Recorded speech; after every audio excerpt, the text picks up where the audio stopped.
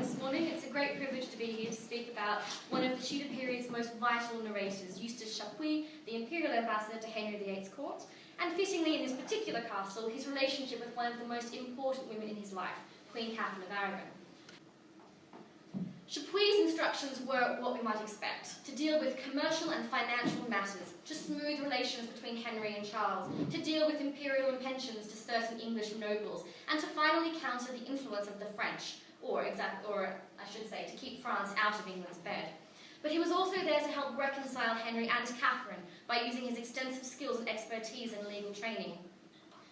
During dinner on the 10th of May, Catherine mentions to Henry that Princess Mary has been ill. Henry shows deep concern, Chapuis tells us, and for a brief moment, to Catherine at least, it was as if Anne had never been. She and her husband discuss only their child's health, and Catherine is emboldened by this behaviour. However, the next morning she asks if she can go visit the Princess Mary, if she would be allowed to visit and tend to her child. Henry tells her that she can go and she can stay there. Despite bearing a daughter that year, Anne also proved to Europe and to Henry that she was fertile, and that most importantly, that Henry could produce a child. However, Catherine remained a dark cloud over proceedings, and she had to be done away with as soon as possible. For the latter half of 1533, she's housed in Buckden in Huntingdonshire, a red brick mansion owned by the Bishop of Lincoln. Henry decided this wasn't far enough away from him, and she should be moved further north to Somersham, where she could be more contained. Think about Cromwell. You don't even realise you're playing chess with Cromwell until he takes your queen.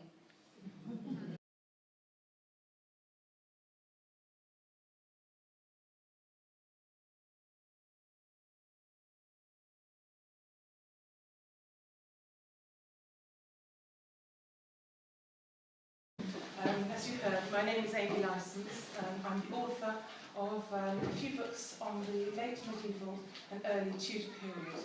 My particular interest is the women of the time and their lives, from queens to commoners, and finding out a little bit about what made their experiences that we know about, and possibly thinking about some of the things that marked their lives, the rites of passages, births, marriage, deaths, and all that sort of thing that defined women's lives at the time.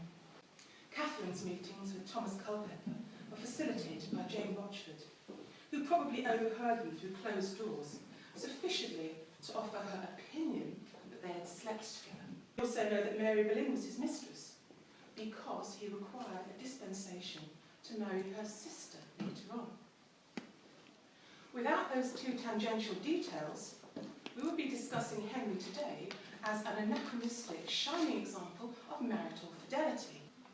This is explaining where my book, The Six Wives and Many Mistresses of Henry, is going, really.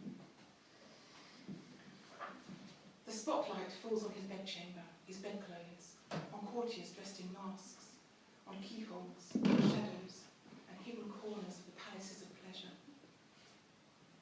It exposes an unfamiliar figure lying behind the often repeated image of the prudish, restrained king, shedding light on an earthy, hungry, sexually voracious man who had ample resources to achieve his desires.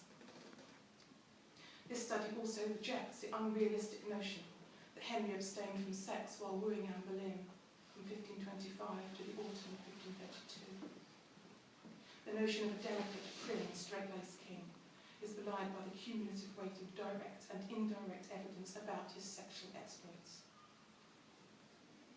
This is not an attempt to sensationalise this aspect of his life, rather to study his wives and mistresses in the context of 16th century sexuality and kingship. Henry was not quite of such slight morals that he slips readily into the gardens of others and drinks from the waters of many fountains, as Francis I was described. But he was no prude either.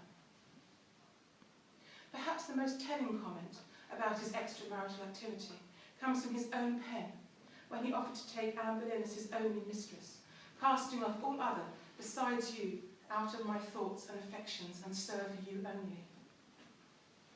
Who were all those others? Thank you.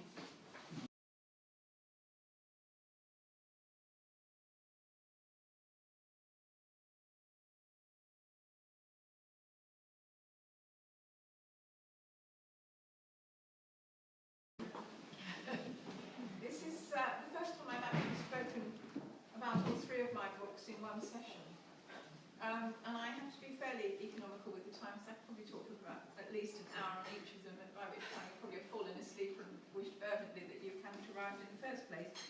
But the talk is entitled Three Tragic Queens, which is perhaps slightly hyperbolic, but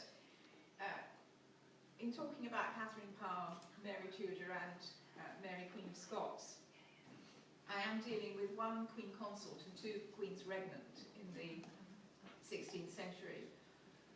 And the three of them did have lives which certainly ended very sadly. Plus which, of course, when you married, not only did you become queen, but your family rose with you.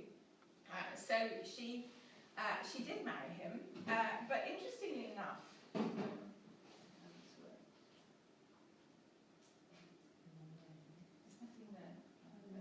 yes, there is. I pressed the wrong button. That's right. This is Catherine's signature as Queen. You can see it's actually spelled Catherine the Queen, but it's very legible, I think. But what's interesting is the KP at the end. Although she's the Queen of England and Henry VIII's wife, she still signs herself with the initials of the maiden name. She always did.